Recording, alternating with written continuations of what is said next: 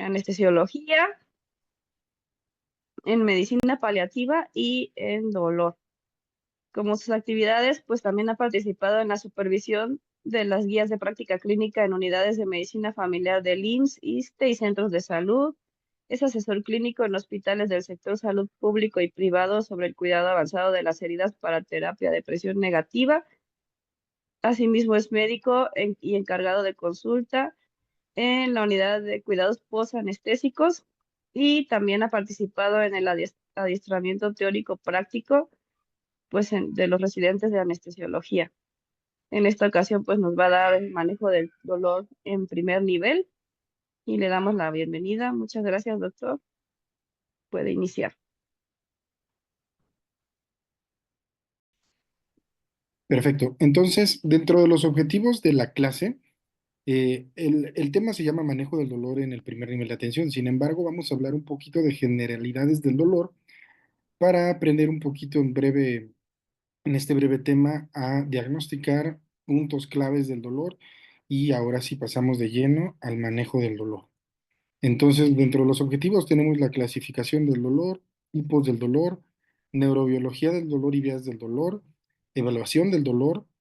Vamos a hablar un poquito de la escalera analgésica, del ascensor analgésico, de los tratamientos multimodales que tenemos en dolor, coadyuvantes para el dolor que son demasiado importantes, un poquito de sedación y de las vías y métodos de administración de los diferentes fármacos. Ujú. Bueno, vamos a empezar por citar a la IASP para hablar de dolor. Porque en 1979 la IASP es la Asociación Internacional para el Estudio y Tratamiento del Dolor. Define al dolor como una experiencia sensorial y emocional asociada a un daño tisular, ya sea verdadero o potencialmente descrito en estos términos. Cambió en el 2020 porque si ven, de hecho lo subrayé en rojo, donde dice, en 1979 estaba asociado a un daño tisular verdadero. Tenía que ser demostrable por cualquier método diagnóstico. Sin embargo, en 2020 y después de muchos consensos, incluso del doctor Bonica, que fue uno de los presidentes de la IASP, le daban el valor empático a lo que el paciente sentía y cambia esta descripción después de ello y la definición queda en 2020 como una experiencia sensorial y emocional desagradable asociada o similar a la que se asociaría con un daño tisular verdadero o potencial. Dentro de la clasificación del dolor más adelante vamos a ver un poco de un dolor que existe que no se asocia a ningún daño. Entonces, esto es bien importante para empezar el tema porque incluso históricamente nos han dicho, si el paciente refiere dolor, es que el paciente tiene dolor, aunque no sea demostrable por ningún método diagnóstico. Ujú. Esta definición, más bien dentro de la taxonomía de la IASP que se actualizó en el 2020, nos da algunas notas, porque ya no quieren dejar como una definición tajante la definición del dolor, más bien como algo en donde se le da valor, incluso ya vienen los derechos del paciente, el manejo y el tratamiento del dolor. Dentro de estas notas aclaratorias que hacen en este consenso, definen que el dolor es una experiencia personal influenciada en diferentes grados por factores biológicos, psicológicos y sociales. También definen que el dolor y la nocicepción son fenómenos diferentes. Ya lo vamos a ver al rato que hablemos un poquito de neurobiología del dolor. Ajá, y no puede ser inferido solamente por la actividad de neuronas sensoriales, sino también de sustancias bioquímicas que producen dolor, de factores inflamatorios, de enzimas, hormonas, etcétera, incluso neurotransmisores. Ujú. También dentro de estas notas aclaratorias definen que las personas aprenden el concepto del dolor a través de las experiencias de vida. Al ratito vamos a hablar de la corteza neurosensorial, las experiencias vividas del dolor, por qué es tan importante la plasticidad cerebral en un dolor crónico. Una paciente que vive o un paciente que vive con dolor crónico más allá de 3 meses, más allá de un año, más allá de muchos años, es una persona que tiene la neuroplasticidad alterada, receptores que antes eran para apetito, para dormir, etcétera, para recibir endorfinas, se vuelven o se modulan diferente y ahora provocan dolor. y esto lo da la corteza neurosensorial. Por eso hacen esta nota aclaratoria también, lo que hablábamos hace rato, ¿no? Respetar la experiencia dolorosa de una paciente o de un paciente. Si manifiesta que tiene dolor, es porque tiene dolor. Y aunque el dolor usualmente cumple una función adaptativa, porque al principio es nuestro ángel guardián, sin embargo, si no podemos modularlo, se vuelve pues, parte de la vida del paciente con alguna enfermedad crónica o con un dolor crónico, puede tener efectos adversos, claro, en la funcionalidad, en su bienestar social, psicológico, incluso familiar. En toda esa dinámica altera a un paciente que vive con dolor crónico. También dentro de estas notas aclaratorias, evalúan una de las maneras para expresar el dolor por la descripción verbal. Ya encontraremos escalas para pacientes, por ejemplo, pediátricos, pacientes ancianos, pacientes con alguna barrera de lenguaje, por sus lenguas maternas, o pacientes simplemente que tienen alguna enfermedad neurológica que no pueden comunicarse. También no se niega la posibilidad que experimenten el dolor. El que no puedan comunicarlo no nos habla que ese paciente no tiene dolor. Hay que ser empáticos con esta experiencia que el paciente refiere. Dentro de la misma taxonomía de la IASP definen el dolor en tres grandes rubros, de acuerdo a su cronología en agudo o crónico. Un dolor agudo es aquel que dura menos de 3 meses y un dolor crónico es el que va más allá de esta temporalidad. Es súper importante y yo creo que dentro de la semiología que nosotros debemos darle en la consulta a un paciente, esto es súper importante porque se tratan diferente, totalmente diferente un dolor agudo de un dolor crónico. Un dolor crónico, ya les hablaré más adelante de los cambios conformacionales que hay a nivel de muchos receptores, que por supuesto no van a responder a las terapias convencionales. Dentro de esos dolores agudos podemos tener pues una cortada, una fractura, cualquier cosa que comprometa algún órgano vital o no antes de ese tiempo, de los 3 meses. Según su origen, un dolor oncológico y no oncológico. Obviamente, como su definición lo dice, un dolor oncológico es aquel que proviene del crecimiento normal de las células, de un tumor, y un dolor no oncológico, cualquier tipo de dolor, una neuropatía diabética, una fractura, una apendicitis, un parto, etcétera. Y por su fisiopatología, que esta es la clasificación más importante a nivel médico, pero no nada despreciable las dos anteriores, porque para hacer semiología debemos ubicar al paciente en cualquiera de estos tres rubros, ¿no? Y según su fisiopatología puede ser nociceptivo, neuropático o nociplástico. El dolor nociceptivo es un dolor que puede ser visceral o somático. El dolor neuropático puede ser periférico o central. Y el dolor nociplástico es una activación cerebral en la corteza prefrontal del dolor sin algún daño real. Hay un ejemplo muy característico que ponemos cuando explicamos el dolor nociplástico y hablamos de la fibromialgia. La fibromialgia no tiene un origen demostrable por laboratorio. Si ustedes revisan cualquier guía internacional, hay sugerencias diagnósticas, pero de hecho la fibromialgia es un diagnóstico de exclusión. eh, las electromiografías, los estudios de electrodiagnóstico como los potenciales evocados, resonancias magnéticas, etcétera, salen normales en un paciente que verdaderamente tiene fibromialgia. Entonces vayamos con eso a casa. La fibromialgia o el dolor nociplástico es un padecimiento de exclusión. Ya descartamos muchas causas. Generalmente etiquetamos al paciente con fibromialgia, ejemplo, no es la fibromialgia la única causa de dolor nociplástico. Por ejemplo, un dolor neuropático central puede convertirse en un dolor nociplástico si llega a ser eventualmente mayor a 3 años, 2, 3 años, ¿no? Entonces, estos son los tipos de dolor clasificados por la IASP en esos tres grandes rubros. Hablábamos un poquito hace rato del dolor nociceptivo, que puede ser somático o visceral. Todo esto lo vamos a entender también un poquito más adelante cuando veamos lo de las vías del dolor. En 2016, este término nociplástico fue implementado por la IAS porque en ese mismo consenso eh, cambiaron la escalera analgésica por el ascensor analgésico. Vamos a hablar adelante de ello. Entonces se propuso este término para describir los pacientes que tenían dolor crónico y que no estaban caracterizados por una activación obvia del nociceptor o alguna neuropatía o algún daño tisular, pero los hallazgos clínicos o físicos hablaban de una función alterada. Hay dentro de los síndromes dolorosos en algología algo que se llama síndrome doloroso regional complejo. Hay cuatro tipos, siendo el tipo uno y el tipo 2 los más frecuentes.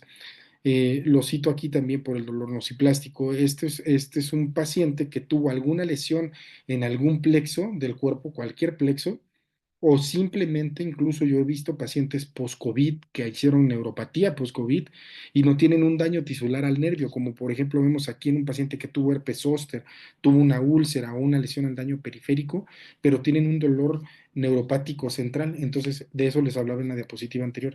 Estos pacientes podrían clasificarse a partir del 2016 por la IASP con dolor nociplástico. Ujú. Bueno, esos son los tipos de dolor. Ahora viene cómo los clasifica también la IASP. Y hablamos de un dolor, ese dolor que les puse en el bloque 2 de oncológico y no oncológico, el dolor no oncológico se evaluó aquí, se clasificó aquí en el dolor crónico, un dolor mayor a 3 meses, ya sabemos por temporalidad, un dolor que no es oncológico y un dolor que en el rubro 3 puede estar en cualquiera de las tres vertientes, nociceptivo, neuropático o nociplástico. Entonces, el dolor agudo lo dejaron en un apartado que se puede clasificar incluso como un síntoma de algún síndrome y no asociado no, perdón, a una lesión. Y se trata con diferentes medicamentos. El dolor crónico es una enfermedad en sí misma y se trata por aparte. Por eso, si ustedes me preguntan cuándo debo referir a un paciente a clínica del dolor, es en este momento, después de que un paciente está más de 3 meses con dolor y el dolor no cede, porque ya se clasifica en un dolor crónico. Entonces, si vemos al dolor crónico como una enfermedad propia, como una enfermedad en sí, tenemos esta clasificación que incluso ya se cambió en el CIE-10 en el 2019, clasificando el dolor crónico como músculo esquelético, visceral, orofacial, que es un tema totalmente aparte, cefaleas, que es un tema totalmente aparte, y en primario y oncológico o posquirúrgico y neuropático. Entonces, si ven, es súper amplia la clasificación internacional de la enfermedad para el dolor crónico, diferente a los tres rubros que nos mostraba la IASP.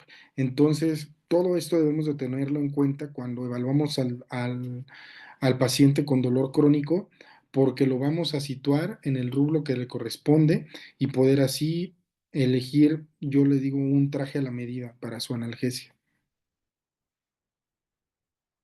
Ahora sí, vamos a hablar muy breve y a grosso modo de la neurobiología del dolor y de las vías del dolor, puntualmente enfocado al tema de hoy, que es el manejo del dolor en el primer nivel de atención, para que entendamos un poco en dónde actúan los medicamentos que estamos prescribiendo y pues se rompan muchos paradigmas también así. Sabemos que son cuatro vías del dolor. La transducción, la transmisión, la modulación y la percepción.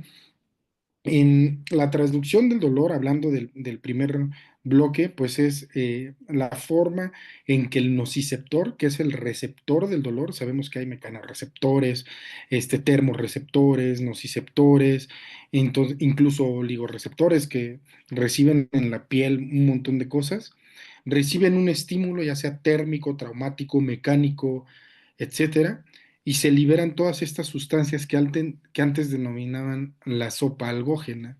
También no nos gusta tanto a los algólogos ese término de sopa algóloga, porque pues la sopa está revuelta y estos receptores perdón, estas sustancias proinflamatorias de las que hablamos en una lesión al nociceptor, no están revueltas, tienen cada una su receptor. Hay receptores, hablábamos hace rato de termorreceptores, hay receptores de temperatura, hay receptores de histamina, hay receptores iónicos, canales iónicos, entonces cada uno tiene su receptor. No podemos hablar de desorganización cuando todo está molecularmente organizado. Entonces, la transducción es ese proceso en el que la lesión al tejido activa un potencial de acción en la membrana celular, libera sustancias proinflamatorias y convierten ese estímulo térmico, mecánico, sensitivo, etcétera, en un impulso eléctrico. Hasta ahí lo denominamos transducción. Entonces, si hablamos de que se liberan sustancias proinflamatorias, ¿qué medicamentos serían los que podemos dar para disminuir la transducción? Toda esta diapositiva es súper importante y creo que en esta diapositiva se resume toda la plática porque es una analgesia multimodal. Ujú. No podemos dar ibuprofeno, naproxeno, diclofenaco, dexketoprofeno al mismo paciente, ¿no? Porque estaríamos con esto que estamos aprendiendo actuando en la única vía del dolor, la transducción. Entonces, solo voy a sumar los efectos colaterales o secundarios de cada uno de esos fármacos sin actuar en los otros tres que tengo descubiertos.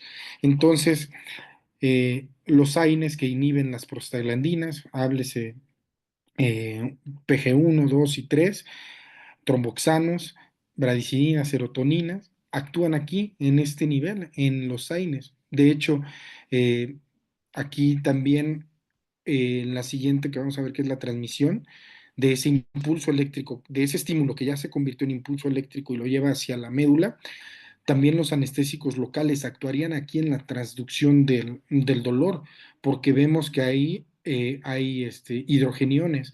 Los anestésicos locales este, inhiben los canales de sodio dependientes de voltaje.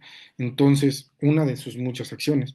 Entonces, incluso nosotros como anestesiólogos, cuando el cirujano va a incidir, le pedimos que por favor inhiba la cascada, le llamaría yo, la cascada algógena o la sustancia algógena, no la sopa algógena, que aplique anestesia local antes de incidir para que se inhiban estos canales dependientes de sodio desde ahí. ¿Ok? Entonces también los anestésicos locales pueden servirnos para ello. Incluso ahorita en las vías de administración de medicamentos vamos a ver todo el abanico de medicamentos que tenemos. Ya hay anestésico local incluso en parche transdérmico para inhibir el nociceptor en pacientes que tienen dolor neuropático localizado. Ese es el mecanismo de acción, bloquean los canales de sodio para disminuir las sustancias proinflamatorias que se liberan en la transducción del dolor. El segundo paso de las vías del dolor es la transmisión. Ahora, ese impulso que se convirtió de un estímulo a un impulso eléctrico tiene que viajar hacia donde se modula el dolor, que es en la médula, en las láminas de Rexet, en el asta dorsal de la médula. Para esto existen muchas fibras, eh, fibras A, delta, C, etcétera, fibras que son mielínicas, que son de rápida conducción, son fibras muy delgadas, conducen muy rápido el dolor y las fibras C, que son fibras más gruesas. Estas fibras A delta son fibras que están activadas en el dolor agudo. Ajá. En un dolor agudo, esas fibras mielínicas son fibras que llevan la información a la médula y le dicen, aquí me lastimé, aquí me pinché, aquí me quemé, esto pasó aquí. ¿Ok? Son más rápidas porque tienen mielina, pero también existen fibras de conducción lentas, como las fibras C, son fibras más gruesas, fibras que aguantan más. Ajá. En el dolor crónico, las fibras tipo C es las que predominan en el paciente. Entonces, vuelvo a mencionar aquí los anestésicos locales, si ven aquí en la diapositiva, AL significan anestésicos locales. Los anestésicos locales bloquean el sodio que puede entrar a esa fibra. Entonces, como tratamiento, en ese momento sirven los anestésicos locales, sobre todo de las fibras mielínicas, porque son las que tienen este, más receptores de sodio en la membrana mielínica. Las amielínicas, pues brinca el estímulo, ya sabemos, por cada célula de Schwann hasta llegar al relevo. Aquí en donde está la primera neurona motora, se hace un relevo.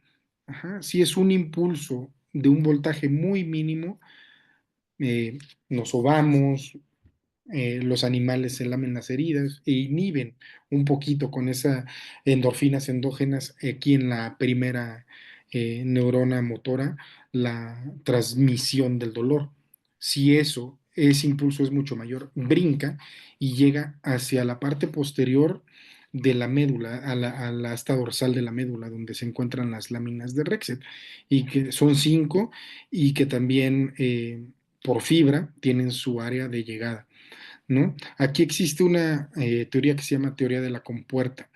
Ajá. Cuando el impulso es un impulso ya conocido por la corteza prefrontal y es de mínimo voltaje, en esas láminas de Rexet también hay opioides endógenos. Por eso, si ustedes ven aquí en la modulación, que es la tercera vía del dolor, puse opioides. Si son los opioides lo que se liberan para modular el dolor endógeno ahí y es nuestra primera respuesta a que baje el dolor, pues el tratamiento para ese tipo de dolor crónico que activa la modulación del dolor, pues son opioides. Los opioides endógenos que se liberan aquí son péptidos opioides, pero son muy parecidos a la serotonina y a la bradicinina, por eso, a la serotonina y a la serotonina, perdón, por eso inhiben la bradicinina y los neurotransmisores como sustancia P, que son los de mayor neurotransmisores de mayor dolor en el cuerpo y se puede modular a este nivel. Entonces, junto con los opioides, comparten la vía CBD, los endocannabinoides, el paracetamol y los opioides. Por eso, si queremos modular a este nivel y echarle una mano a nuestro cuerpo, que obviamente ante un dolor muy bajito de un estímulo muy bajito, sí lo modula solo la médula y son los pacientes que tienen el umbral, aquí se lleva a cabo el umbral del dolor, tienen muchos opioides endógenos, modulan y regulan su dolor, pero en pacientes que no, aquí es donde llevan su efecto los opioides, el paracetamol y los endocannabinoides. Esos cannabinoides comparten la misma vía de inhibición que los opioides, ¿no? Ahora ya lo sabemos. Cuando el estímulo es más alto y no se llega a modular, el estímulo brinca hacia el asta ventral de la médula contralateral y viaja por la vía espinotalámica al cerebro, en donde en la corteza prefrontal se lleva a cabo la percepción del dolor. En este nivel encontramos receptores de serotonina, GABAérgicos, incluso también activados por temperatura. Por eso, aquí vamos a tener la activación de los analgésicos de acción central, metamizol, clonixinato de lisina, a grosso modo, y los coadyuvantes anticonvulsivos, antidepresivos, etcétera. ¿Ok? Espero haya quedado un poquito entendida esta parte de vías del dolor y no los haya enredado más. Entonces, ya sabemos que toda experiencia de dolor se origina en la corteza prefrontal, sobre todo en la somatosensorial, que procesa el tipo y la locación del dolor. Es un dolor punzante, es un dolor tipo cólico, es un dolor transfictivo, urente, etcétera, y en qué región. Pero la experiencia vivida y sobre todo, ejemplo, cuando me extrajeron un diente, ya tengo la sensación, por eso no quiero que me quiten el siguiente, porque ya sé que se siente, esos recuerdos vividos del dolor se van en la corteza prefrontal. Ajá. El sistema límbico es el que procesa la parte emocional. Por eso es tan complejo en el paciente que padece un padecimiento psiquiátrico asociado al dolor, ¿no? Porque entonces ahí no existe todavía algún medicamento que podamos darle. Sí están los antidepresivos, anticonvulsivos, etcétera. Incluso recientemente algunos anestésicos locales, anestésicos, perdón, inhalados, halogenados, pero no llegan a modular el dolor en el sistema límbico. Por eso es tan importante la terapia multimodal en este tipo de pacientes. Entonces ya vimos las cuatro partes de la vía del dolor. Era un poco a modo explícito del cerebro esta lámina. Ahora sí, ya yéndonos un poco del lado de la fisiopatología del dolor a la semiología del dolor, vamos a dar puntos claves aquí. En dolor nos enseñan a evaluar el dolor como lo vimos en la universidad, nada más que para eso les puse aquí esta mnemotecnia que tenemos los algólogos, muy práctica, y se llama Alicia, es la mnemotecnia de Alicia para el dolor. Puse ahí a Alicia en el País de las Maravillas para que no se les olvide.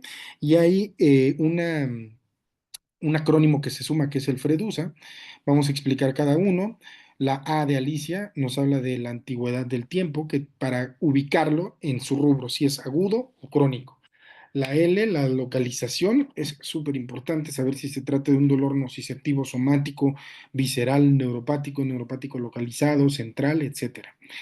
La I de irradiación, hacia dónde se va ese dolor, si es un dolor referido, si es una irradiación o si es un dolor que se presenta a consecuencia de algún otro momento. Las características. Es bien importante que le preguntemos al paciente qué características tiene el dolor con sus palabras.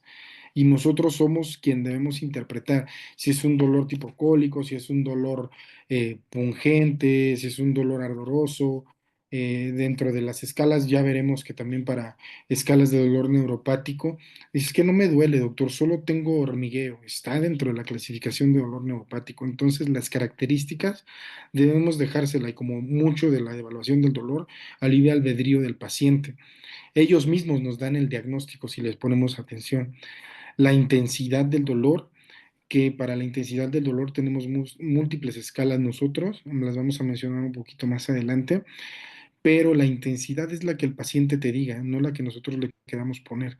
Hacemos un pase de visita o en la consulta y nos dice el paciente es que me duele 10 y tú lo ves con una cara normal y dices, no, este no le duele 10, le duele cero, ¿no? Entonces debemos dejar que el paciente sea quien nos diga qué factores, la última A, qué factores lo agravan o qué factores lo atenuan, como la semiología normal. ¿No?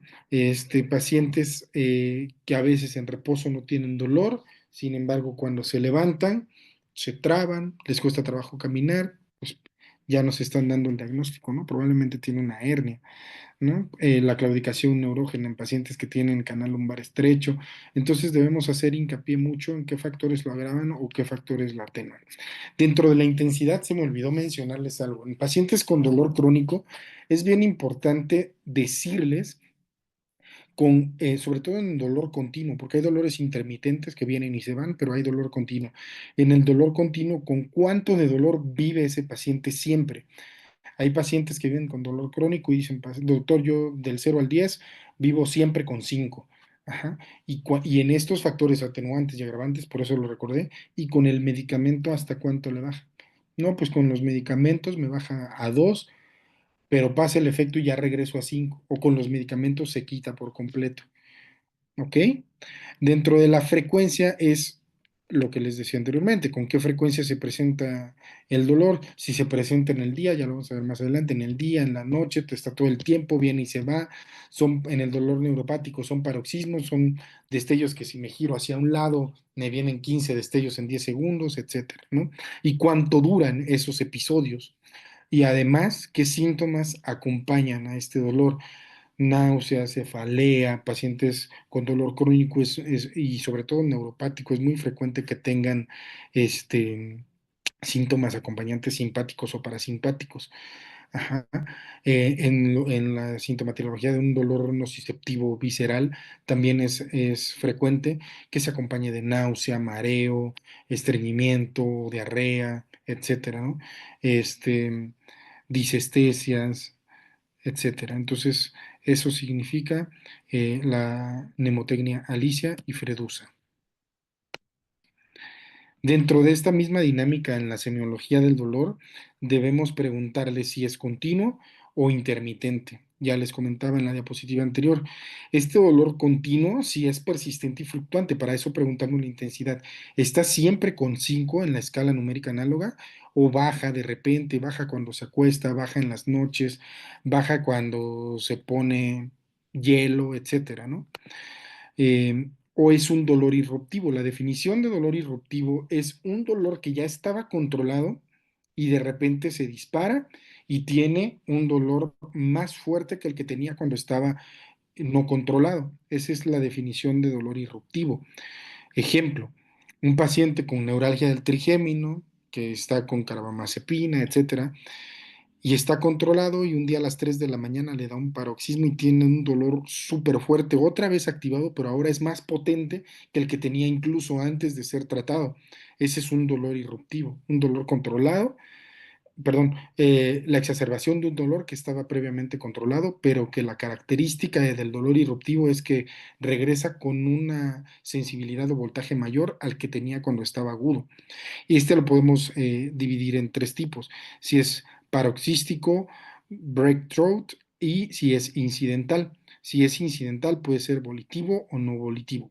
El paroxístico es un dolor disautónomo, no puede ser autónomo, debe ser un dolor disautónomo en cualquier momento, en cualquier lugar, pero que no dura más de 15 segundos.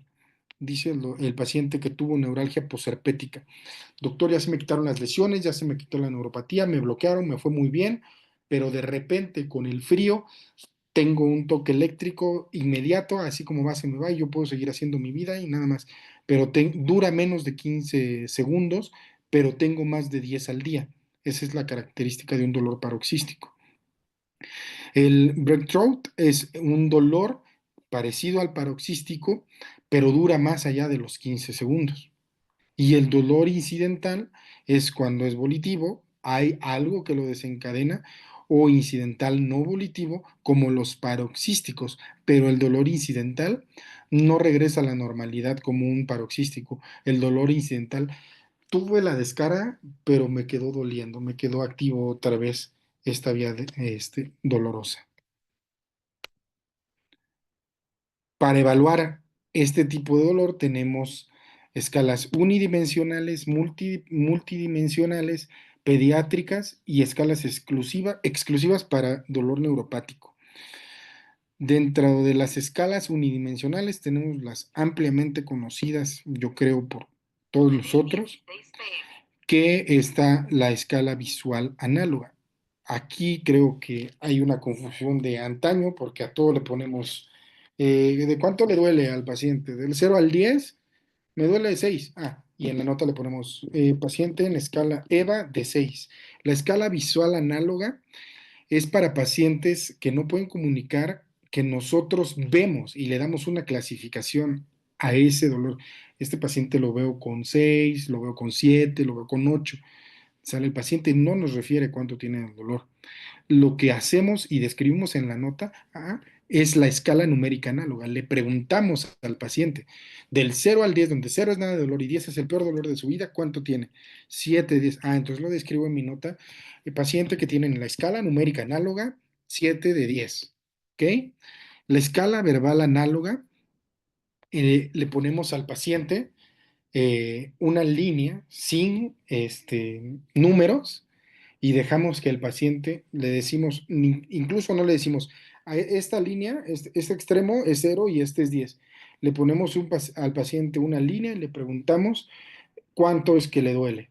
Y el paciente lo refiere a ese nivel y nosotros ya lo medimos y vemos del 0 al 10 cuánto es el paciente que tuvo dolor.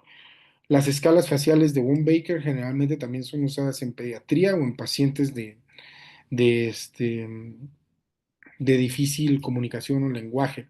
Dentro de estas mismas escalas unidimensionales para pediátricos tenemos la de Crayes, que son las de las caritas, que están relacionadas a la escala numérica análoga y según la carita que veamos en el paciente, o la de Flax, que son con figuritas. Está una semilla, está una manzana, está un melón y está una sandía, ¿no?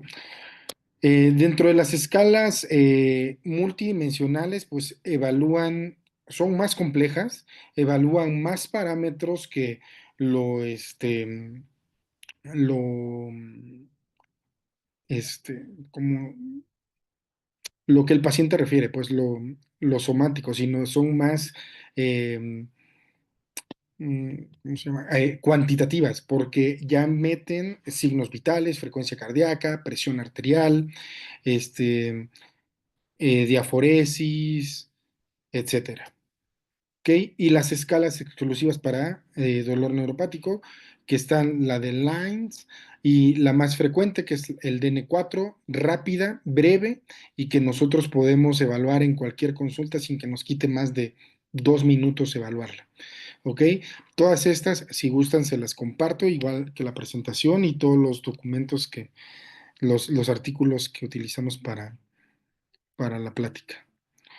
Dentro de la coincidencia cronobiológica también, ya lo mencionábamos hace rato, si es por la mañana, ultrádica, si tiene exactamente una fecha y horario, incluso en la cefalea por racimos, las mujeres me entenderán, se presenta cada mes, es exactamente, me dura 3 días y es a esta hora.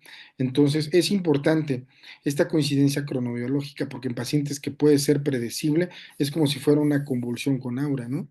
Sabemos cómo este, abortarla, cómo prevenirla y cómo evitar esos brotes, ¿no? Infrádica si es por la noche, si tiene algún predominio de horario específico, también es importante hacerlo dentro de dentro de la semiología.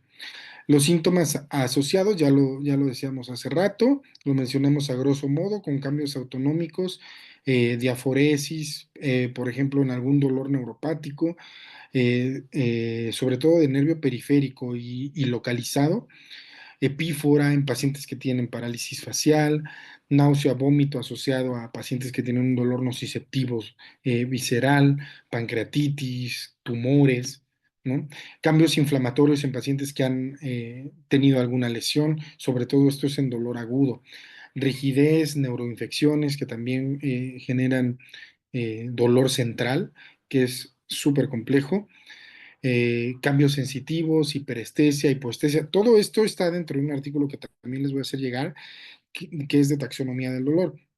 Fue imposible para fines de la clase poner todo esto, pero por ejemplo en la hiperestesia, pacientes con neuralgia posherpética, hipoestesia en pacientes que tienen axonognesis o neurognesis, que son lesiones al nervio periférico, ya sea por dolor de miembro fantasma, por alguna amputación traumática, por alguna amputación quirúrgica o simplemente por alguna lesión, por arrancamiento, etcétera. Alodinia en los pacientes con dolor neuropático, que ya veremos dentro de la taxonomía del dolor, que eso está súper complejo porque la alodinia está alterada la transducción del dolor. Entonces, recordando lo que vimos en la diapositiva anterior, el nociceptor está completamente alterado y las fibras A delta y C, que son las que llevan el estímulo durante la transmisión a modularse a la asta dorsal, no saben qué están transmitiendo. Entonces, todos los estímulos son dolorosos. Le roza la sábana al paciente y siente que le quema. Le cae agua fría, le quema, le cae agua caliente, es urente. Entonces, eso es la lodini. Las parestesias y disestesias, que ya sabemos que son igual alteraciones en estas fibras. Las parestesias, más de las fibras A delta, y las disestesias, que ya casi es como una anestesia de las fibras gruesas, de las fibras C, de conducción lenta. Todo esto también debemos relacionarlo al impacto que tiene sobre la funcionalidad del paciente, tanto social, interpersonal, recreacional, laboral. Son pacientes que viven con dolor crónico, ya incluso por la sociedad son relegados. Si es un paciente que te era funcionalmente activo y jugaba, no sé, fútbol, ya no le invitan al fútbol, en la familia se aísla, él mismo, laboral, ya no le creen porque cada rato mete permisos por estar en hospitales, en consultorios, etcétera. El estado psicoafectivo súper importante porque son pacientes, ya les explicaba hace rato en la modulación del dolor, que no, incluso no responden antidepresivos, no responden anticonvulsivos, porque todo ese cerebro, en lugar de tener serotonina o endorfinas endógenas adrenalina, serotonina y noradrenalina, perdón, que son las simpáticas, tienen ahora este, sustancia P, glucagón, tienen hidrogeniones, tienen sustancias que ahora le provocan dolor, tienen súper alterado el ciclo sueño-vigilia, entonces todo el tiempo andan de malas y no saben por qué. Ajá. Todo el tiempo no pueden dormir, en el día se andan durmiendo, tienen hipersomnia o tienen narcolepsia durante el día o tienen también despertares frecuentes, por ejemplo, los con dolor neuropático, los paroxismos durante la noche. Pierden la capacidad de autocuidados aquellos que tienen una lesión real asociada a su dolor, Por ejemplo, los pacientes con dolor nociplástico de síndrome doloroso regional complejo, por ejemplo, del plexo braquial, son pacientes que pierden autonomía del brazo y se vuelven dependientes. Pacientes que tienen canal lumbar estrecho y tienen alguna hernia, está limitada la función física y la deambulación. Entonces, es bien importante englobar todo esto para darle un tratamiento multidisciplinario y a veces transdisciplinario a nuestro paciente. Entonces, dentro de la evaluación que tenemos, ¿cómo percibimos al paciente, incluso nosotros desde la dinámica? E incluso ahorita con las visitas a domicilio que ya se han vuelto tan famosas, desde la percepción que nosotros tenemos de la dinámica familiar. Son pacientes que sufren maltrato, aislamiento, entonces tenemos que hacer toda esta evaluación de todas las escalas que ya mencionamos y toda la semiología, muchas veces y en mayor parte subjetiva. No tenemos un sistema como un algómetro que nos mide, nos dice, este tiene 5 de dolor y sea objetivo y lo podamos demostrar. Entonces, sí debemos enfocarnos bien al conocimiento real respecto a la enfermedad, sobre todo de los pacientes que tienen dolor crónico. Un paciente que es oncológico, un paciente que tiene alguna enfermedad degenerativa, pacientes que tienen enfermedades, además de ser crónico y degenerativas, limitantes, ¿no? Que sean discapacitantes para el paciente.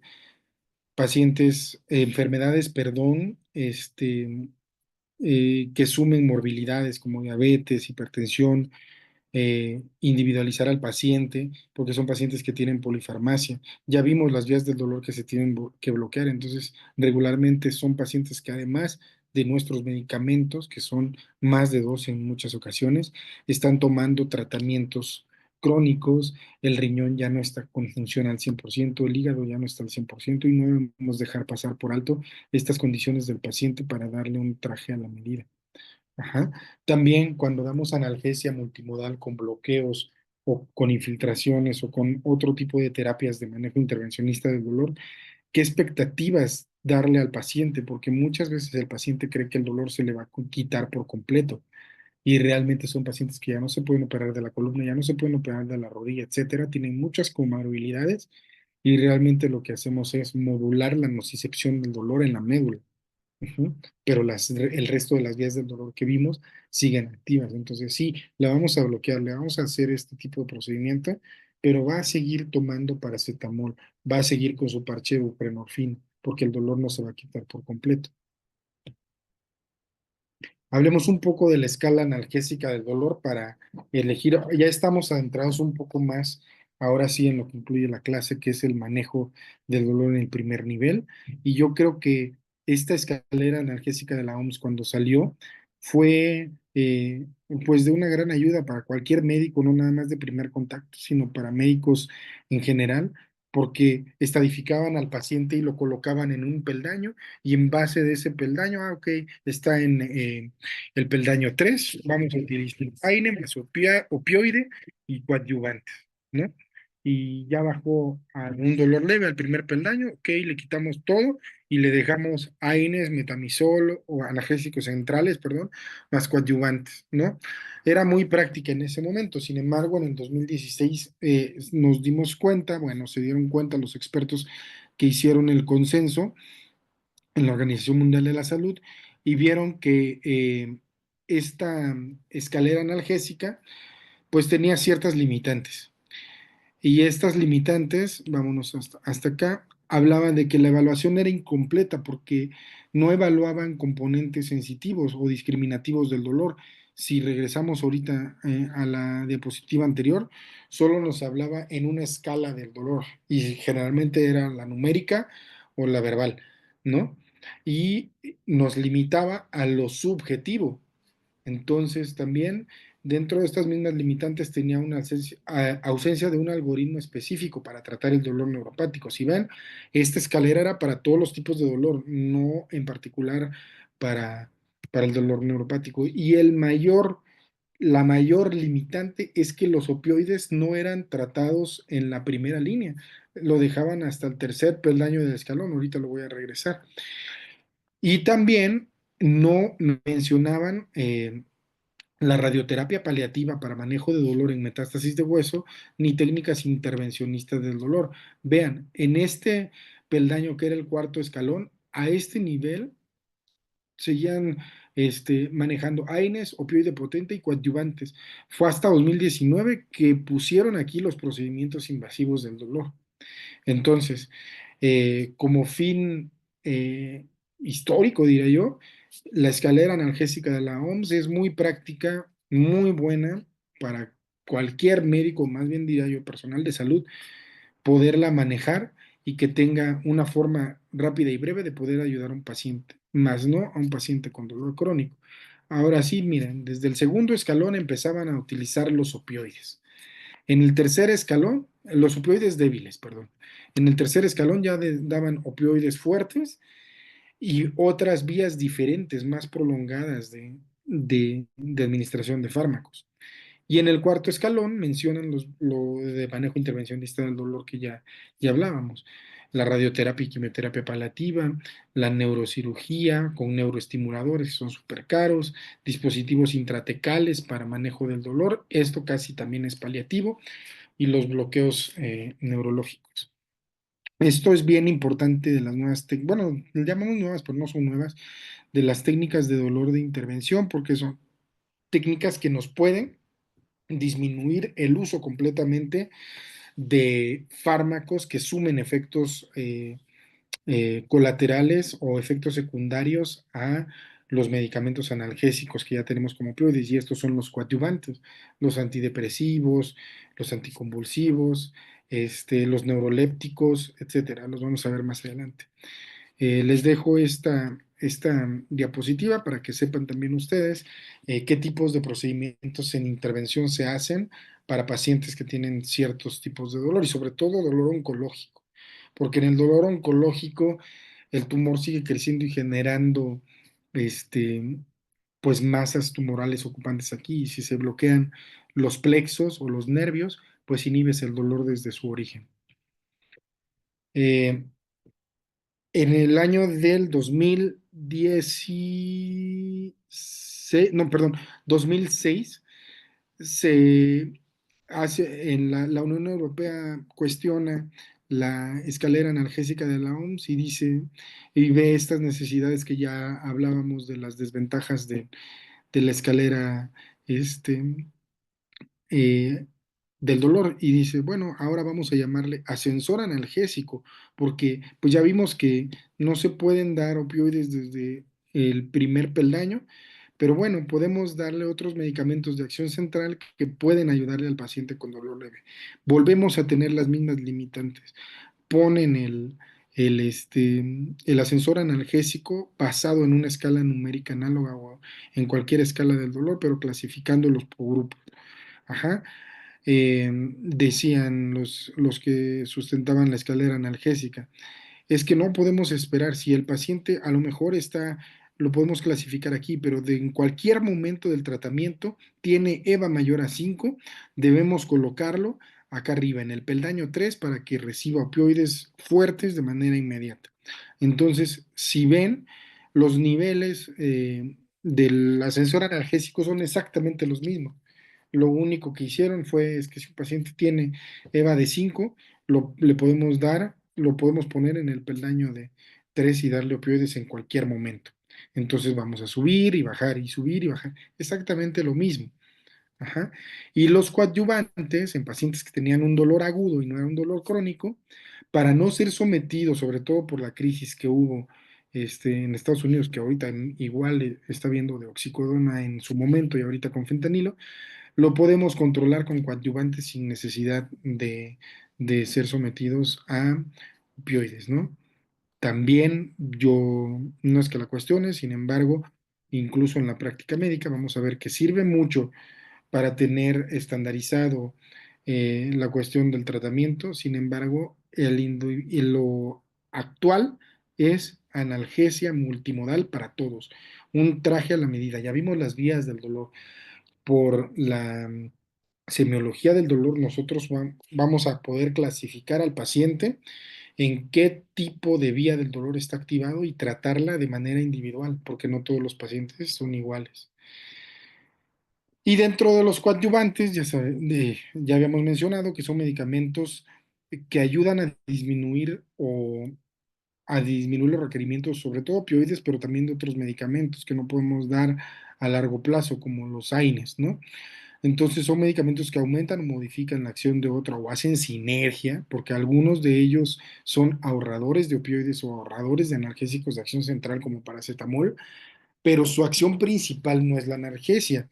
Dentro de ellos tenemos los anticonvulsivos como carbamazepina, perdón, gabapentina, neurolépticos mayores, benzodiazepinas, bifosfonatos, relajantes musculares de acción central como el baclofeno, antidepresivos, que aquí solo viene mencionada amitriptilina, pero son un montón, eh, junto con las especificaciones para ello. Lo vamos a mencionar, aquí está a grosso modo, lo vamos a mencionar cada uno. Los anticonvulsivos a nivel neuronal, si regresamos a las vías del dolor, a nivel de la percepción del dolor en la corteza neuronal, estabilizan la membrana y pueden producir analgesia en dolor neuropático, en metástasis cerebrales, leptomeningias y medulares.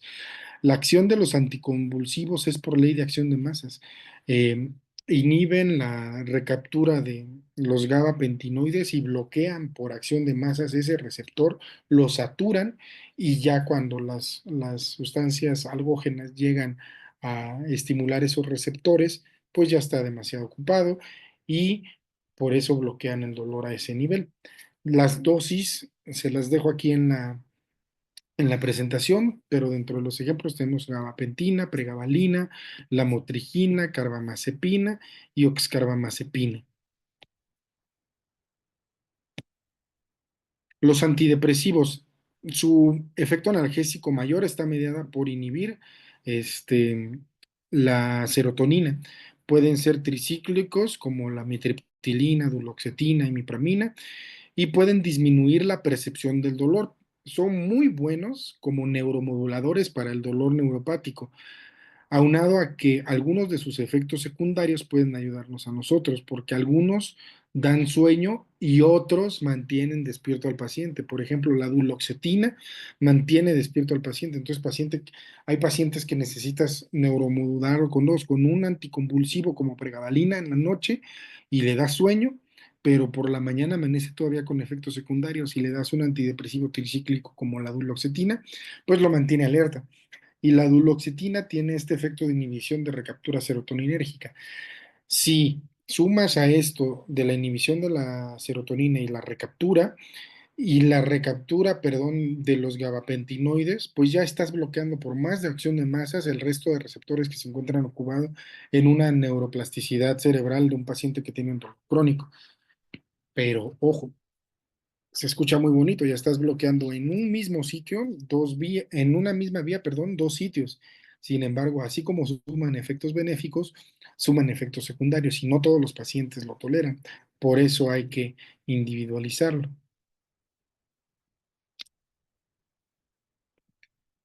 También ahí les dejo la diapo con las dosis. Los ansiolíticos. Ya hablábamos del componente psicógeno tan importante en estos pacientes que viven con dolor crónico. Si ya vimos todas las esferas funcionales y sociales que se afectan para el paciente. Son pacientes que siempre están estresados, ansiosos, deprimidos. eh, por ejemplo, los pacientes que tienen algún tipo de dolor neuropático les produce incluso esa neuroplasticidad de la experiencia vivida en la corteza prefrontal, que ya saben que si les tocan con que les roce la sábana les va a provocar dolor, no se quieren ir ni a dormir por el miedo que les da que al cubrirse les genere dolor. Entonces, pacientes que lo requieran también podemos echar mano de ansiolíticos. Los ansiolíticos tienen 5 mecanismos de acción y uno de ellos es analgesia a dosis altas. No lo utilizamos en algología como analgésico, porque para hacer analgésico tendrían que ser dosis eh, plasmáticas muy altas que solo se podrían alcanzar por vía intravenosa, pero sí lo utilizamos un poquito para sedación, para que pacientes jóvenes sobre todo puedan dormir bien con efecto ansiolítico y también tienen un efecto miorrelajante central en pacientes que tienen algún tema en la columna. Ujú. Entonces, también puede ser útil para manejo de crisis de pánico en pacientes que tienen, eh, pues que le acaban de dar alguna mala noticia, en pacientes oncológicos que viven con un pronóstico malo a corto plazo y que ya lo saben. También se puede echar mano de ansiolíticos. No se recomienda su uso en pacientes mayores de edad, ni crónico, ni uso crónico de estos ansiolíticos porque producen atrofia cortical. Entonces, sí, y uno de los efectos más secundarios más asociados a ansiolíticos es demencia. Entonces, si a este tipo de pacientes los dejamos por un tiempo muy prolongado, porque además, este, son pacientes que hacen tolerancia a los ansiolíticos y dependencia. Entonces, aunque ya no tengan necesidad de usar el ansiolítico, necesitan su cuartito de clonazepam o media de clonazepam para dormir y ellos ya lo saben. Eh, Hay que ver aquí costo-beneficio en pacientes que tienen un pronóstico muy limitado a corto plazo. No está de más dejarle un ansiolítico. No le vamos a restringir un ansiolítico porque tiene sus contraindicaciones y el pronóstico a 6 semanas es malo. ¿Ok? Entonces, de eso se trata de individualizar cada caso. Los esteroides son súper importantes en dolor y su uso está, sí, muy estigmatizado por el mal uso que hemos hecho a lo largo de los años, pero en medicina paliativa es nuestro ángel guardián.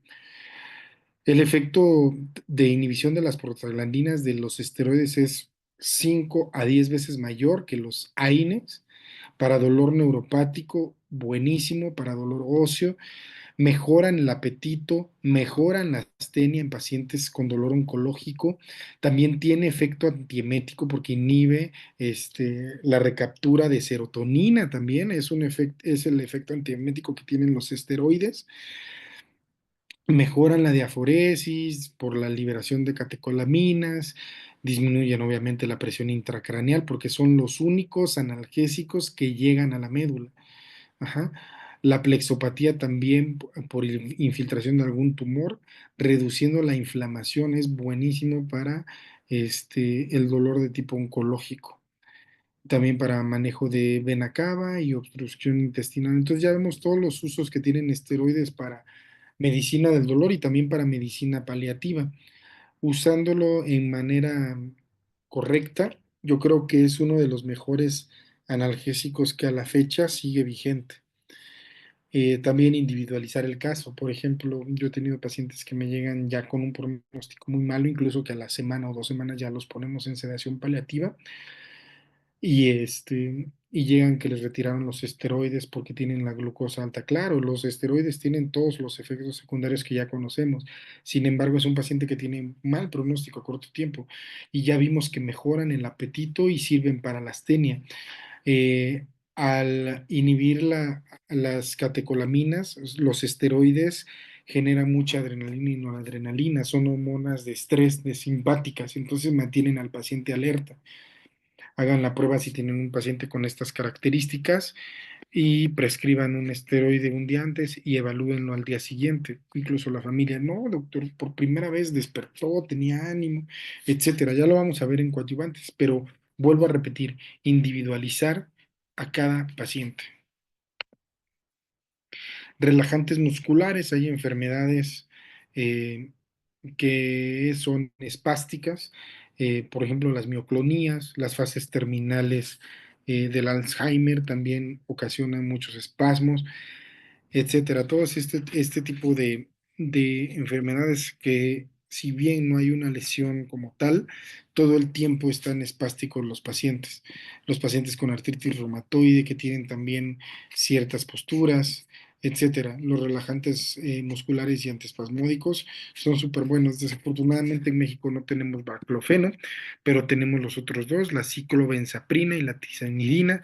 Desventajas que son sedantes. El único no sedante que hay en México es la tolperizona y no viene sola como tal, viene con paracetamol. El fármaco se llama Midocalm A y es el único que es un relajante muscular de acción periférica no sedante. El resto, todos los que tenemos en México son de acción periférica. El baclofeno no lo tenemos este, disponible en algunas instituciones, sí, eh, pero todos los demás son sedantes. Entonces, pacientes que viven con fibromialgia, por ejemplo, o que viven con alguna espasticidad, no son suficientes las dosis de relajante muscular de acción periférico para lograrlo. Entonces, sí podemos echar mano de ellos, pero hay que utilizar algunos medicamentos que potencien o hagan sinergia con esos este, medicamentos. Regularmente son los opioides, pero ya vimos que los opioides, analgésicos de acción central y cannabinoides comparten la misma vía. Entonces podemos elegir alguno de esos tres para complementarlo con los relajantes musculares. Los neurolépticos tan usados en medicina paliativa porque son pacientes que pueden llegar a tener síndromes tumorales o que llevan mucho tiempo hospitalizados o en pacientes con enfermedad renal que van 3 veces por semana a la hemodiálisis. Puede ser una buena opción para el manejo de esta agitación y sedación en lugar de las benzodiazepinas. Por eso los estoy mencionando aquí para que nosotros también individualicemos este tipo de manejo. Si la benzodiazepina va a tener más efectos secundarios que lo puede ayudar, los neurolépticos pueden ser una buena opción. ¿Tienen efectos secundarios graves los neurolépticos? Claro, provocan prolongación del QT, por eso se deben utilizar meticulosamente.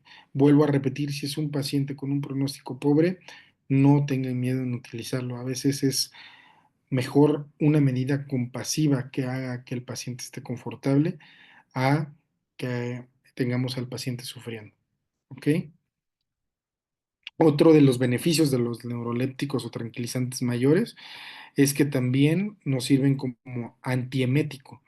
Entonces, en pacientes que tienen cáncer y tienen vómito incoercible o en pacientes que tienen muchos efectos secundarios a los opioides y tienen mucho vómito, los neurolépticos son una buena opción. Matamos pájaros de un solo tiro, ¿no? Es tranquilizante, hace sinergia con opioides y es antiemético. Hay una guía específica para náusea y vómito en el paciente oncológico. Es el tercer peldaño del tratamiento de los neurolépticos.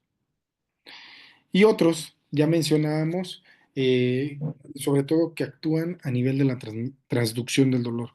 Esto se da por estabilizar la membrana neuronal, inhiben la entrada del sodio. Los NMDA también son útiles, son anestésicos como la dexmedetomidina y la ketamina, tan buena que ya no tenemos en nuestro país, pero para dolor neuropático, para dolores disautónomos, la ketamina inhibiendo el NMDA era buenísima, ¿no? Uno de sus efectos secundarios muy conocido era la disociación, pero manejado bien la ketamina con una benzodiazepina para que el paciente como que no esté muy consciente de esa anestesia disociativa, pues era buenísimo. La lidocaína, tanto en la vena como transdérmica, súper buenas para neuromodular el nociceptor.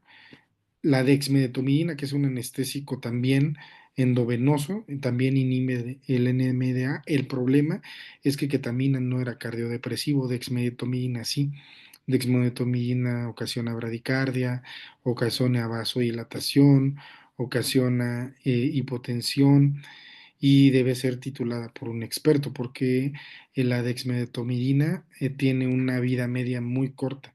Entonces, si no se perfunde con las ciertas características, se te hipotensa el paciente y no lo sacas. Causa hipotensión refractaria. Ácido cítrico para pacientes que tienen dolor isquémico, que el dolor isquémico también está dentro de este concepto de este dolor nociplástico. Es un dolor por hipoxia. Entonces, esos pacientes cuando hacemos bloqueos vasodilatadores o tienen síndrome de isquemia reperfusión, liberan demasiados radicales libres y para eso utilizamos estabilizadores de la membrana como el sulfato de magnesio y el ácido cítrico. Estos medicamentos sí ya deben ser con paciente hospitalizado, monitorizado y deben ser perfundidos, no son como tanto de rescate, pero es importante que lo conozcan. El metoxiflorano es lo que les hablaba hace rato, es un halogenado anestésico inhalado, que incluso salió del mercado mucho tiempo y hace como 4 años regresó a México en forma de una presentación como si fuera un inhalador de salbutamol o de esteroide. Trae en ese mismo compartimento su calzonada, todo como si fuera un circuito anestésico muy pequeño, pero la ventaja, a diferencia del resto de halogenados que tenemos que dan inmovilidad, anestesia y pérdida de conciencia, metoxiflurano solo da analgesia. Entonces, de hecho, nosotros a veces lo utilizamos para procedimientos en consultorio o para pacientes que tienen estos paroxismos que hablábamos o dolor irruptivo, es buenísimo porque el paciente mismo puede titulárselo con disparos. Y ya casi para terminar, tenemos las vías de administración.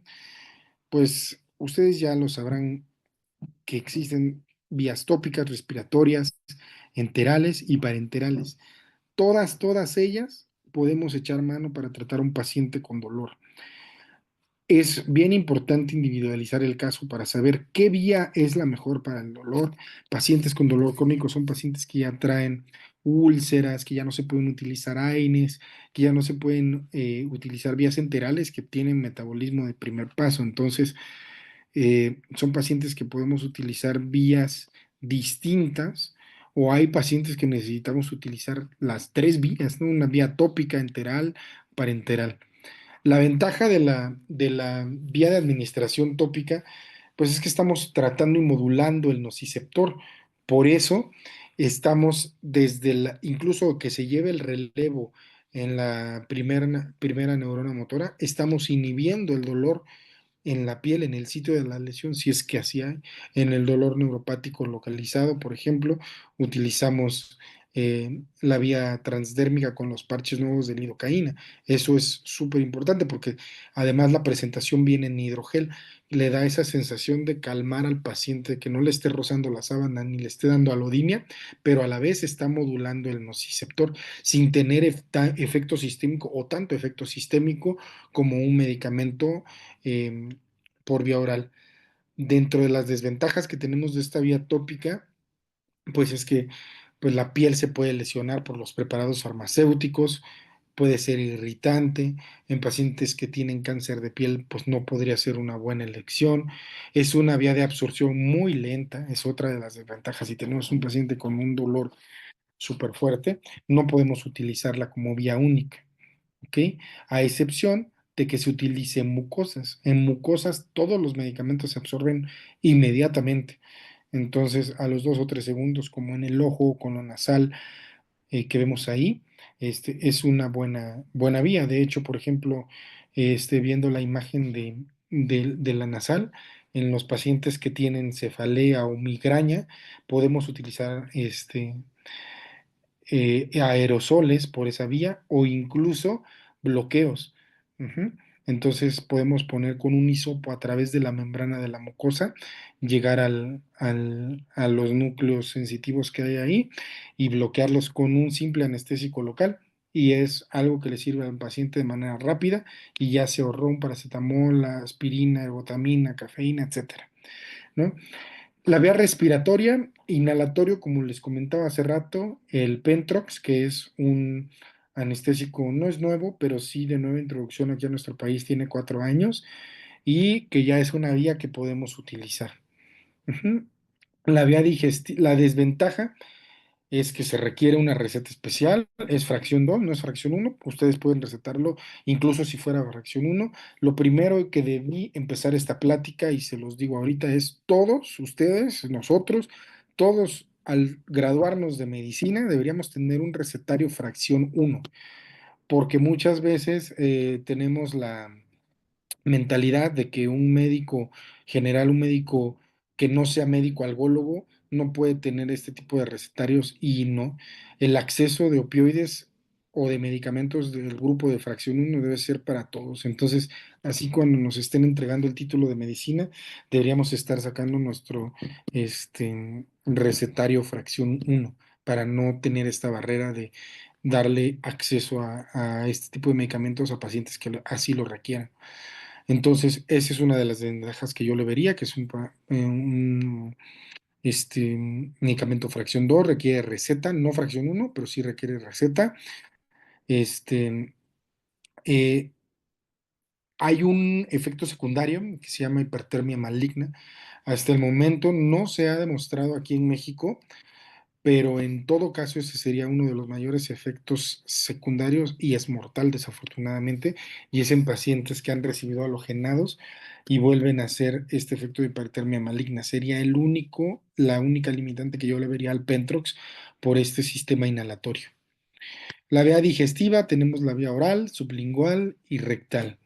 Rectal, como es mucosa, es inmediata prácticamente. La sublingual se evita también el metabolismo del primer paso, es muy rápido. Y la oral es una vía de administración lenta con todo lo que esto implica. Entonces, es lo primero que debemos de ver al paciente, qué vía vamos a elegir para prescribirle un fármaco. Dentro de las desventajas de la sublingual, hay fármacos que pueden irritar la mucosa y en pacientes con dolor crónico, generalmente adultos mayores o de paliativos, podemos ocasionarle una lesión si elegimos esta vía y no damos el cuidado correcto. Y dentro de las parenterales, pues ya sabemos, son vías de administración rápidas, excepto la subcutánea, que es una vía de administración lenta, pero es la preferida en cuidados paliativos porque además de que es una vía de administración lenta, perdón, es menos invasiva, es más estable porque dura mucho el medicamento, entonces sí hay que ser muy este, acertados en elegir el medicamento, porque si estamos prescribiendo un opioide vía subcutánea, debemos tener en cuenta que si va a tener un efecto secundario, lo va a tener por un buen tiempo, porque es una vía de administración lenta. La intravenosa, la preferida de nosotros los anestesiólogos, es una vía de administración súper rápida. La desventaja, pues que necesitamos tener canalizado al paciente y a veces son pacientes con difíciles acceso, solo la podemos tener por cierto tiempo, a menos que sea por un catéter. Y la intradérmica, que son este, medicamentos que van incluso abajo de la piel, dentro de estos fármacos es una vía de administración rápida, pero de absorción lenta. Entonces tenemos la misma desventaja que la subcutánea. Dentro de las desventajas también que veo de la subcutánea es que fármacos que son muy irritantes nos echan a perder esta vía porque prácticamente ocasionan quemadura en la dermis y ya no la podemos utilizar, pero esta vía subcutánea nosotros en cuidados paliativos hasta dejamos bombas, podemos hidratar al paciente con soluciones isotónicas sin ningún problema. Les vuelvo a repetir, es la vía sugerida para cuidados paliativos, menos invasiva, más segura, con menos riesgo de que se infecte, fácil de manipular por cualquier miembro de la familia, incluso tú le dices al paciente, ábrele aquí el catéter, cargas este medicamento y se lo vas a poner en lo que llego. Y es una vía de rescate muy accesible. Incluso quien no sepa administrar esta vía con una jeringa de insulina, a como lo ponga, llega a esa parte. Entonces, ya casi para terminar, volvemos lo mismo. Tenemos escaleras analgésicas, tenemos ascensores analgésicos, tenemos mucha bibliografía de cómo poder estadificar, clasificar y tratar un paciente, pero nunca va a ser lo mismo como darle un tratamiento a la medida a nuestro paciente. Y eso lo damos a través del tratamiento multimodal. Ajá. El paciente no nada más necesita fármacos que inhiban las vías dolorosas. Ya vimos que el componente psicoafectivo es un componente súper importante y que se encuentra en el sistema límbico y que no podemos acceder a él. Entonces es importante que vayamos haciendo esto transdisciplinario con fisioterapia, con intervenciones conductivo-conductuales. No hay como tal todavía una especialidad psiquiátrica para pacientes de dolor, sin embargo en el INCAN hay un diplomado en donde hay psicólogos y psiquiatras que tratan el dolor y la desventaja es que tratan solamente con terapias conductivas conductuales para dolor oncológico. Ojalá en un futuro tengamos este tipo de acceso, pero para pacientes con dolor crónico. Terapias de estimulación periférica, ya les decía hace rato, TENS, acupuntura y sobre todo educar al familiar y a los pacientes, porque les juro que aunque los educamos en consulta, les comentaba hace rato, llegan a casa y llegan con muchas dudas. Ahorita tenemos mucha tecnología que podemos echar mano, grabar videos, compartir imágenes, darle todas las herramientas al paciente en sus palabras de fácil acceso, sobre todo cuando vemos pacientes adultos mayores, para que ellos sepan si tienen este dolor, qué van a hacer. Si se salió de control y ahora tienen un dolor irruptivo, ¿cómo rescatan ese dolor irruptivo? Y para eso les traigo algunas perlas. Debemos ser multimodales, individualizar las dosis de acuerdo a las condiciones del paciente, individualizar los medicamentos de acuerdo a las condiciones del paciente y efectos secundarios, evitar polifarmacia. Y si eso incluye suspender algunos medicamentos que tienen para alguna enfermedad crónico-degenerativa de base en pacientes que tienen pronóstico malo a corto plazo, tenemos que hacerlo, pero darle al paciente una vida sin dolor. Los opioides siempre se deben calcular en base a morfina. También le voy a dejar aquí a la mesa directiva eh, las tablas de cómo calcular opioides, cómo rotarlos. Este, la dosis general base de morfina es a 5 miligramos por kilo de peso. Y las equipotencias de los demás fármacos, por ejemplo, todos los opioides débiles, tapentadol, codeína, tramadol, se calculan hacia esta dosis, hacia 5 miligramos por kilo. Obviamente vamos a individualizar al paciente. Si es un paciente pediátrico, nefrópata, anciano, adulto mayor, hay que disminuir el 30%. Bueno, el siguiente punto es calcular la rotación de estos opioides según su factor de conversión aquí analgesia. Para eso existen tablas. No es necesario que estén sacándolo. Incluso nosotros utilizamos esas tablas para mayor rapidez y evitar la conversión manual. Pero todo es a base de morfina. Siempre que elijamos un opioide, yo considero que debe ser de un opioide de menor efecto secundario a mayor efecto secundario, no potencia. Ahorita estamos muy casados con la industria, no es que este es el opioide hidromorfona para dolor irruptivo más reciente, y sí, sin embargo, la potencia es mayor, pero el metabolismo es mucho más lento. Entonces le va a quitar muy rápido el dolor al paciente, pero la concentración plasmática va a ser mucho mayor. Entonces, debe ser equianalgésico. Ujú. De hecho, eso es muy importante. Las formas farmacéuticas, casi todas, vienen equipotentes. Una pastilla de 100 miligramos de tapentadol equivale a una pastilla este, de 100 miligramos de tramadol. Una pastilla de 200 miligramos de palexia, de tapentadol, equivale a 0,3 miligramos de buprenorfina, que ya viene en la ampolleta de 0,3 miligramos. Un parche de 10 miligramos de Soloro 7 equivale a 100 miligramos de tramadol. Entonces las presentaciones ya están incluso hasta para que ni usemos las equianalgesias. Siempre y cuando sepamos las presentaciones y las equipotencias, ya saben, ok, 10 gotitas de tramadol que vienen 100 miligramos es igual a una tableta de tramadol de 100 miligramos, es igual a una tableta de 100 miligramos de palexia, es igual a una tableta de 10 miligramos de morfina, de liberación inmediata, es igual a 0,3 miligramos de buprenorfina inyectada o es igual a 35 microgramos, el parche de 30 miligramos de buprenorfina. Si ven, cambian las presentaciones, pero la equipotencia es la misma. Ujú. Aunado a esto, los rescates deberían de ser del 10% de la dosis calculada para 24 horas. Esto hablando de opioides, porque los opioides se rescatan con opioides y con el mismo opioide. No hagamos lo que a veces nos hace hacer la institución, las circunstancias, las condiciones. Doy el parche de buprenorfina y rescato con tramadol. Doy el parche de buprenorfina y rescato con morfina. Doy tramadol y rescato con morfina. El rescate debe ser con el mismo opioide. Si no, los opioides se dividen en agonistas parciales, agonistas completos y agonistas antagonistas. Aquí aprovecho para decir, ya no vuelvan a utilizar nalbufina, por favor, porque nalbufina es un agonista antagonista, con todos los efectos disfóricos que tiene, con 10% de efecto analgésico sobre el receptor MU2 de, de, de los receptores de opioides. Entonces, bórrenlo de su lista. Pero tenemos muchos otros que actúan sobre el receptor MU2, que es el analgésico, con menos efectos secundarios, sin la disforia y con mejor eficiencia analgésica. Ujú.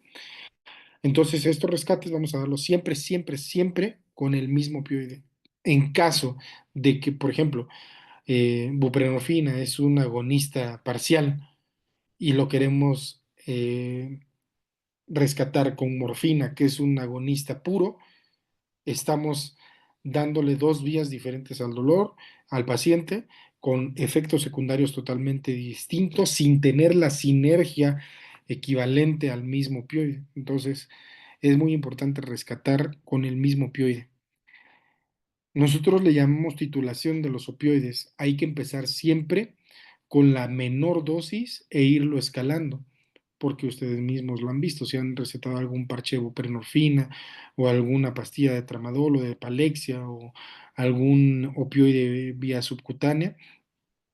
Si empezamos por una dosis mayor, tiene los efectos secundarios, el paciente tiene una mala experiencia, ya no lo usa y nos perdemos esa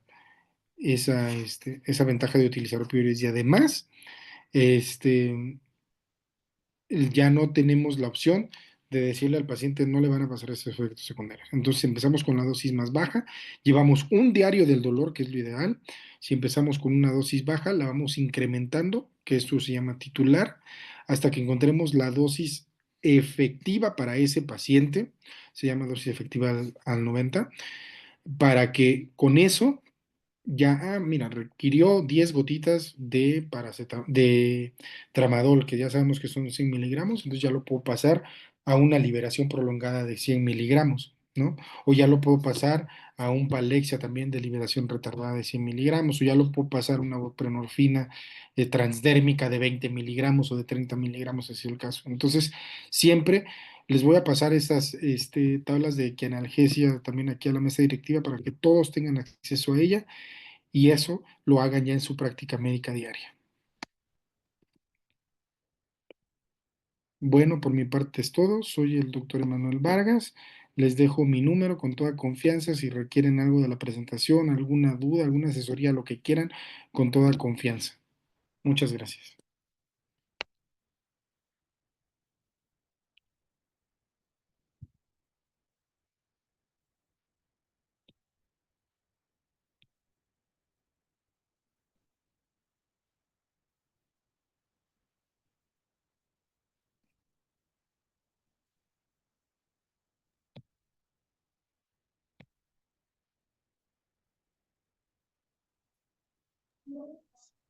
Ya hay algunas preguntas aquí en el chat, doctor.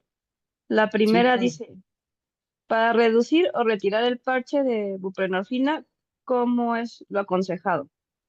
Mira, lo aconsejado, el fabricante dice que no se puede cortar, que no se puede partir, sin embargo, nosotros en la práctica clínica y sobre todo porque no tenemos acceso a otras formas de buprenorfina para hacerlas equipotentes, este, no permiten ellos que se corte. También es una forma de estrategia farmacéutica para que compres la caja. Si estás en el de 30, compres el de 20, compres el de 10, pero siempre se tiene que hacer la reducción del 30%. Ejemplo, si tienes el parche de Soloro 7, lo cortas. Desafortunadamente no es un consejo bueno el que les estoy dando para el proveedor, pero es lo que se hace en la práctica. Reduces el 30% y la siguiente semana le pones tres cuartos. La siguiente semana le pones medio, la siguiente semana le pones un cuarto y por fin se retira. Si fuera un paciente que está hospitalizado o lo tienes con infusión endovenosa, es mucho más rápido el retiro, porque ahí sí lo puedes ir calculando cada 12 horas, bajarle el 30% a que la puedes retirar. Es muy seguro buprenorfina, tan noble que si lo retiras de forma inmediata, puede que no pase nada, porque les comentaba hace rato, es un agonista parcial opioide, no es un agonista puro ni un agonista antagonista. De hecho, para los pacientes que hacen dependencia a opioides, utilizamos buprenorfina para retirar el resto de opioides. Entonces, lo ideal sería pasar a una forma parenteral de buprenorfina e irla reduciendo la dosis el 30%. Si es posible hacer esto a través de una vía subcutánea, es lo ideal. Hacer la equipotencia a una administración parenteral y reduciendo 30%. Esta ventaja es que la podemos reducir cada 3 días, no como el parche que tenemos que esperar una semana. En el caso que tengamos Transtec es mucho más fácil, porque podemos hacer lo mismo, pero cada 4 días. Ujú.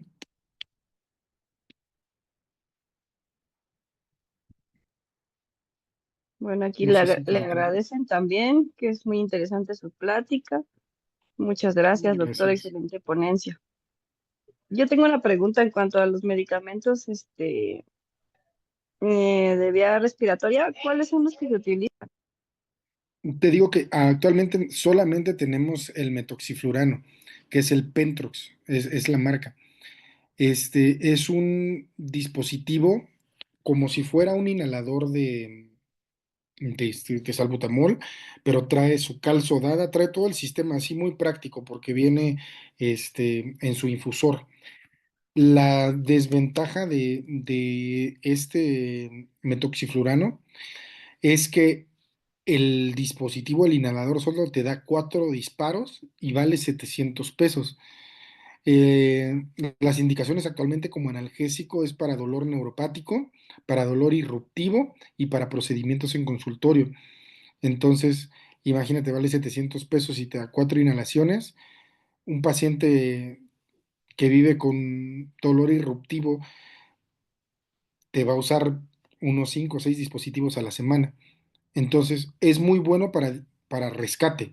Por ejemplo, a las 3 de la mañana tuvo dolor el paciente, se da sus inhalaciones cada media hora, es una inhalación cada media hora para tener las 4 inhalaciones. Si con la segunda inhalación ya tuvo la analgesia, ese dispositivo solo dura un día. Entonces, al día siguiente tú titulas un fármaco que pueda quitarle el dolor irruptivo, porque si no, el dolor irruptivo, ya les decía hace rato, hay paroxístico y breakthrough puede dejar sensibilidad al paciente, pero actualmente inhalado es el único que tenemos en el mercado y creo que en el mundo. Pero en cuanto al tratamiento de migraña que mencionaba, ¿es ese Ah, el medicamento? es, No. no, no, no, no. Este medicamento es para las indicaciones que ya te dije, para el tratamiento de migraña. Existen formulaciones intranasales, no es inhalado, es intranasal a través de la mucosa. Como está el plexo, lleva más rápido hacia las meninges la vasoconstricción, son vasoconstrictores, pueden ser incluso ergotamina, este, con vasoconstrictores inhalados para la disminución de la migraña. Pero lo que nosotros hacemos es bloqueo del plexo con un hisopo. De hecho, eso hay que tener nada más mucho cuidado.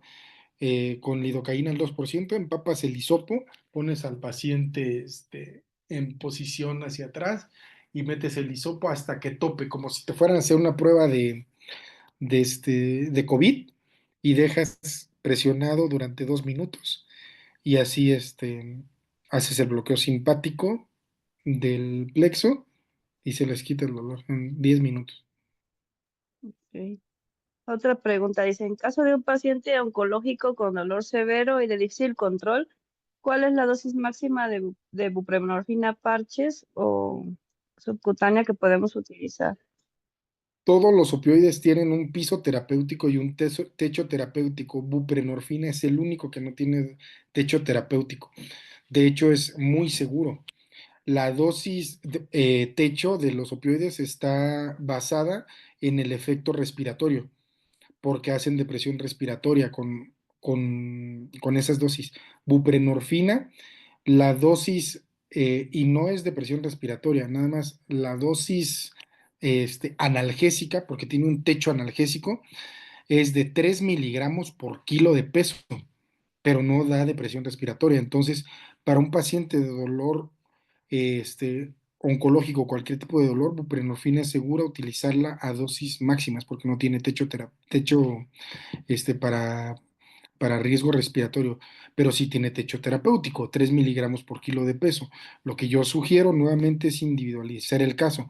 No tiene si ya tienes dosis muy altas de buprenorfina, no tiene caso elevar la dosis muy altas porque ya viste que esa vía del dolor no necesita ser inhibida. Más bien sugiero algún coadyuvante o algún analgésico que haga sinergia, que comparta otra vía dolorosa para inhibir el dolor de difícil control. Regularmente en los pacientes que tienen dolor oncológico de difícil control, utilizamos neurolépticos para ayudarles a hacer sinergia con los opioides.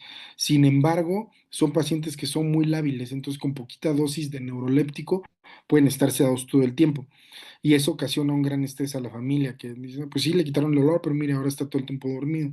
Lo que sugerimos en esos casos es que si es un tumor que dependa de un plexo que se pueda bloquear, mejor se haga un bloqueo de plexo, algo de intervencionismo para disminuir el dolor, aunque el tumor siga creciendo y disminuir un poco el uso de opioides. También por los efectos colaterales o secundarios. Un paciente con este dolor oncológico que ya tienes dosis eh, mm, subterapéuticas, podríamos llamarle, ya es un paciente que va a tener más efectos secundarios que efectos benéficos. Pero no, buprenorfina no tiene dosis máxima. Es el único de los opioides que no tiene dosis techo. Aquí preguntan, ¿qué recomienda para manejar el dolor secundario a compromiso siringomelia sin respuesta a tramadol con paracetamol ni pregabalina? El dolor secundario a siringomiela es un dolor central. Entra dentro de la clasificación también que veíamos del dolor nociplástico. Esos pacientes necesitan tener bloqueadas todas las vías del dolor porque el dolor está en donde se lleva la percepción del dolor, en la corteza prefrontal. Entonces, ahí lo ideal de un dolor central, como la siringomelia, es tenerlos con coadyuvantes, a todos con coadyuvantes. Ahorita tenemos la ventaja, no hablamos tanto de los cannabinoides, pero está comprobado que si bloqueamos la vía de los opioides endógenos, que es la que comparte con paracetamol y cannabinoides, es la misma vía de la transducción del dolor, pero comparten diferentes receptores a nivel de las láminas de Rexet. Entonces, si se bloquea eso, está asociado a mayor sinergia con algún coadyuvante que si fueran dosis muy altas de opioide. Es más, es mejor tenerlo bloqueado de los tres, así como lo ven, paracetamol, un opioide débil y CBD, algún cannabinoide que lo inhiba, más dos o tres coadyuvantes que por ley de acción de masa reduzcan la nociplasticidad de ese cerebro.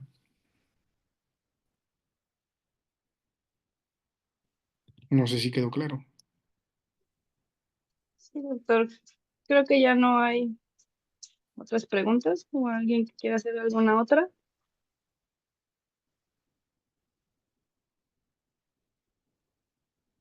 Pero sí de primera mano, pacientes así de difícil descontrol, yo sí les sugiero que lo envíen a una clínica del dolor para que tenga la oportunidad de ser tratado con analgesia multimodal y le eviten un dolor crónico persistente.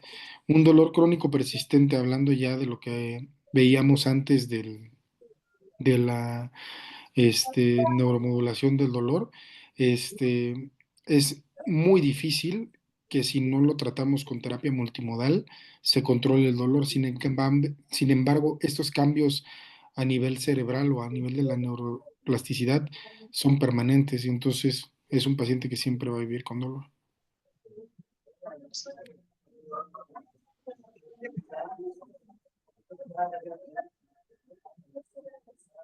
¿Dudas, preguntas, quejas?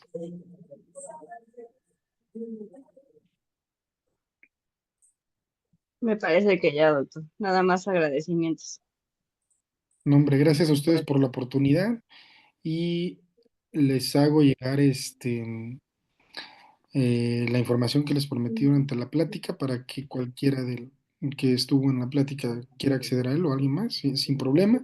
Igual ya les dejé ahí Mira, estoy viendo una pregunta muy buena antes de cerrar. Un paciente que tiene insuficiencia arterial periférica ya en tratamiento con angiología, pero con que persiste el dolor, recetó celecoxib, tramadol y pregabalina, pero con poca respuesta. Mi consejo sería, vuelvo a la analgesia multimodal. Es un paciente que tiene un dolor nociplástico y es un paciente con alto riesgo de hacer un síndrome de isquemia reperfusión, aunque ya esté en tratamiento. Lo que nosotros hacemos ahí son bloqueos simpáticos.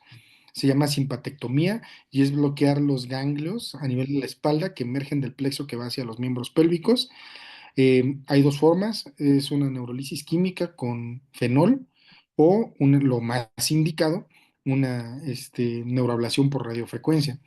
Se inhiben esos ganglios y causas un bloqueo simpático permanente. Permanente les hablo de 6 meses a un año en un paciente, entonces va a tener, incluso mejora la perfusión porque vasodilata. Entonces, hemos tenido pacientes que tienen ya incluso necrosis en los dedos, etcétera, pero sí debemos individualizar cada caso porque son pacientes que generalmente son complejos, tienen muchas comorbilidades y al hacer esta simpatectomía es tanta la vasodilatación que se nos pueden infartar en quirófano. Entonces, lo que se recomienda para ese tipo de pacientes son apoyarnos de este tipo de bloqueos, porque ese tipo de dolor con ninguno de esos analgésicos lo vas a alcanzar. Bueno, ahora sí creo que son todas las preguntas. Pues bueno, agradezco a la Asociación Oaxaqueña de Especialistas en Medicina Familiar por el tiempo y quedo pues a la disposición y envío la información prometida. Muchas gracias. Al contrario, doctor, el agradecimiento es para usted por habernos compartido sus conocimientos. Una ponencia increíble, de mucha relevancia. Nosotros estaríamos encantados de poder contar con usted en futuras sesiones que nos Con mucho apoyen gusto. a continuar capacitándonos para contribuir al crecimiento de todos como profesionistas y también en favor de nuestros pacientes, que son los mejor beneficiados. Entonces, le haremos llegar a usted su constancia eh, por su tema con el tema manejo del dolor. Por parte de la Asociación Oaxaqueña de Especialistas en Medicina Familiar, le agradecemos infinitamente su valioso tema, doctor. Al contrario, muchas gracias por la invitación, lo valoro mucho y espero que haya sido de utilidad y quedo a las órdenes de todos ustedes. Pasen buena noche. Muchas gracias. Buenas noches a todos.